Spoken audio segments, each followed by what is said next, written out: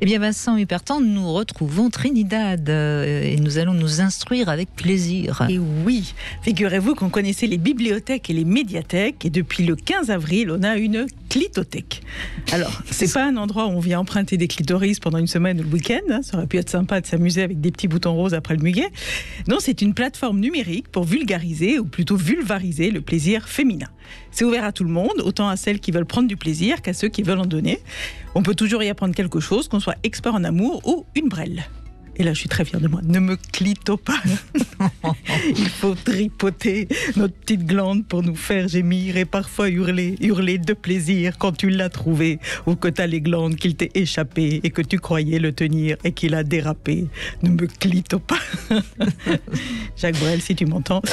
Attention, Iris et Judith, les créatrices, insistent bien là-dessus. Le but de ce site n'est pas une injonction à aimer le sexe, une injonction à l'orgasme, ni une source de culpabilité. Ce n'est même pas l'apologie du clitoris.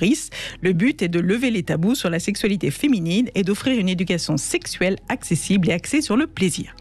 Ça change des cours d'éducation sexuelle à l'école où on ne parle aux ados que de danger, précaution, contraception ou comment enfiler une capote sur une banane et jamais d'Herbert Léonard. Pour le plaisir, on peut aussi s'envoyer en l'air et découvrir son partenaire avant la bague à l'annulaire. Je lis les rimes, hein. Pas mal. Comme dans une bibliothèque, on y trouve des références de livres, des documentaires, des podcasts et des interviews. Après votre encyclopénis, cher Vincent, voici l'encyclitoris. Et ce qui est bien, c'est que tout le monde peut proposer du contenu. Par exemple, vous pouvez aller partager vos expériences et connaissances ou simplement poser des questions. Moi, je voulais leur proposer des chansons revisitées. Que pensez-vous de cette version de Mireille Mathieu ? Le clitoris, adieu, adieu l'amour. Le bouton rose est confiné depuis des années. Oui, alors qu'à la préhistoire, il était libéré, dessiné, un peu partout sur les rochers. Et oui, j'ai appris que la clitothèque paléolithique et la vulve tététique est toc. Pas mal ça, non ? Je la refais. Elle est pas mal, oui, c'est vrai. J'ai appris dans la clitothèque paléolithique, la vulve tététique est toc. Finalement, c'est bien parce que ça vous permet de continuer à articuler ces chroniques finalement. C'est bien, hein, en attendant de revenir sur scène. Et là, j'y crois plus. Il y avait des peintures rupestres de vulves. À l'origine du monde n'était pas considéré comme un tableau porno. Pareil, dans la Grèce antique, on allait dans le temple de la déesse Déméter se montrer le sexe tout en mangeant des petits gâteaux en forme de vulve. La belle époque, pendant que Platon et Socrate philosophaient en se sodomisant, les gonzesses se faisaient du bien à Déméter de distance. Et Déméter, c'est mieux qu'en période de Covid. Mais vous avez vu ça où Vous avez un peu fumé ou quoi parce que... Non, c'est sur un petit documentaire de la clitothèque. C'est expliqué. Mais est-ce que c'est vrai ça ? Parce que c'est le problème d'Internet, hein. Vincent Hupertan, on nous raconte tout et n'importe quoi. On peut raconter tout, inventer tout. On ne peut pas demander à Déméter, donc il faut... Ah oui, donc... Elle se tait, hein, c'est bien connu, Déméter se tait. Ah oui. La déesse Déméter qui était la mère de Perséphone, il vaut mieux être la mère de Perséphone que perdre l'iPhone de sa mère. Non. Alors, qui nous a gâché... On va lui donner la scène et son spectacle. Qui nous a gâché notre plaisir à nous les femmes ? Les religieux monothéistes et surtout Saint-Augustin qui apparemment a commencé à dire au IVe siècle le sexe des femmes c'est sale, on est des tentatrices. Il paraît que c'est à lui qu'on doit le péché originel, je crois d'ailleurs. Salaud. Oui, si. Alors que ça a été un libertin au départ, enfin en tout cas un dépravé même. Hein. Comme quoi... Il paraît qu'en plus que Saint-Augustin, peut-être une station de métro, était maître de la langue et de la culture latine. En revanche, il n'a jamais réellement maîtrisé le grec, mais je ne sais pas s'il parlait de la langue ou de l'homme. Comme quoi, tous les hommes ne sont pas pieux dans le sens littéral du terme. Quitte à me mettre au grec, à Saint-Augustin, je préfère Mérinos et Iurgos. Je rambollis comme un clacos quand je vois mon Iurgos craquant comme un spéculos. Au diable la ménopause, je veux que tu m'engrosses sur le matelas Mérinos. À partir de Saint-Augustin, pour toutes les religions, la femme est devenue soit une moule, soit un moule. Normal que certaines se sentent tartes. Beaucoup de femmes n'aiment pas leur corps. Donc, si ce site qui a juste 15 jours arrive à point nommé, puisque les collégiens qui reprennent les cours aujourd'hui n'iront au collège qu'une semaine sur 2. C'est comme ça, en France, on préfère produire des crétins que des cas contacts. Mettez à profit Mettez à profit l'autre semaine. Chers parents, vous voulez télétravailler tranquille, on a la solution. Grâce à l'encyclopédiste de Vincent et la connexion à la clitothèque, vous avez de quoi occuper les ados. Pendant que vous serez entre 2 tableaux XL et de Zoom, ils apprendront à faire un massage tantrique sur un pénis, traduction une branlette à l'huile, ou un cunilingus. Il faut savoir maîtriser la langue et prendre son destin à une main. Prendre son destin à une main pour mieux découvrir l'humain et pour connaître les premiers émois. Apprendre à mettre les doigts. De toute façon. Celle-là aussi, elles sont belles, Myriam. Oui. Nous sommes toutes oui. De toute façon, c'est bien connu, les parents ne pensent qu'au bac alors que les ados ne pensent qu'au cul.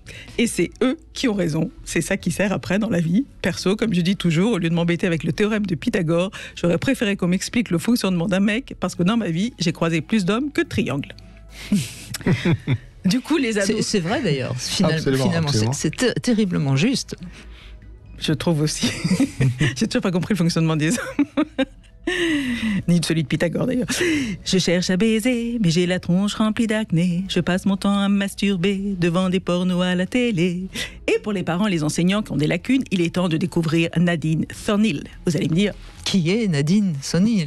Une éducatrice sexuelle canadienne anglophone qui a fait un doctorat sur la sexualité des enfants et des ados. Et elle fait des vidéos sur YouTube d'éducation sexuelle pour les jeunes, les parents et les enseignants. Elle répond à des questions du style « Que faire si mon enfant me voit en train de faire l'amour ?» Le problème, c'est que c'est en anglais et pas sous-titré. Dois-je laisser mon ado avoir des relations sexuelles à la maison ? J'ai envie de répondre oui, tant que c'est pas avec les parents ou un membre de la famille.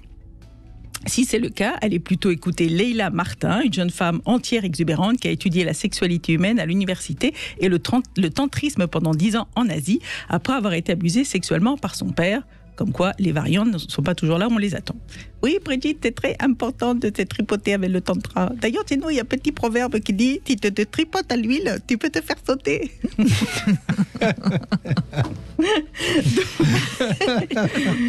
J'atteins le summum de mon art quand je me fais rire toute seule, Brigitte.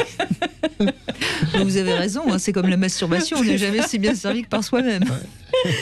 Donc le but de Leila, c'est d'aider à nous aimer davantage, à changer notre regard sur notre corps, à mieux communiquer avant de niquer et d'expérimenter pour nous amuser, tester, élargir le champ des possibles en termes de sexualité. Bref, vous l'aurez compris les filles, grâce à la clitothèque, Covid ou célibat, le clito est toujours là. Bravo. Bravo. Mais c'est un petit peu embêtant, c'est ce que je constate depuis quelque temps. On met de plus en plus en avant le clitoris. Alors c'est très bien, mais bon, n'oublions pas que déjà en 1967, Gérard Swang, dans Le sexe de la femme, en parlait très largement dans ce livre de 1967. Hein, ça va, il y a eu quand même beaucoup de lubrification qui a coulé sous les ponts depuis.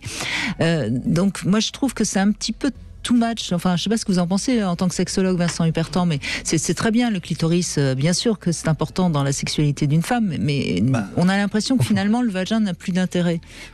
La question qui se pose, c'est quoi la sexualité ? Est-ce que elle est phallique ? Est-ce qu'elle est clitoridienne ? Ou peut-être que c'est plus global. Je pense que cette histoire on est cette tendance à égalité femme-homme, clitoris, pénis, finalement, elle est très réductrice. Donc, surtout que si on veut faire l'équivalent du clitoris, il faut parler que du gland.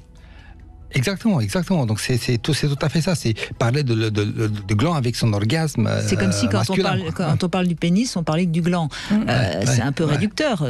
Alors moi je suis tout à fait d'accord. C'est important que les femmes sachent qu'elles ont un clitoris. C'est important que les hommes sachent que les femmes ont un clitoris. Mais bon, ça va quoi. Mais alors, c'est pas que sur le clitoris. Ils ont appelé ça la clitothèque. Je pense que c'est un bien sûr. Mais c'est vraiment. N'oublions pas que c'est pénis ou clitoris, c'est que des moyens et pas une finalité en soi de la sexualité. Bien sûr. Enfin bon, c'est bien que ça existe. Et puis au moins vous nous avez fait largement rire, Trinidad. Donc tout va bien. Merci. Et puis, on attend toujours la reprise de votre spectacle pour que tu t'aimes encore. Mais ça commence à frémir un petit peu, il me semble. Hein. Oui, ça frémit. Maintenant, il y a d'autres choses, d'autres problèmes qui vont se dresser. Mais bon, voilà. Bon. On attend. En attendant, rions. Merci Exactement. beaucoup, Trinidad.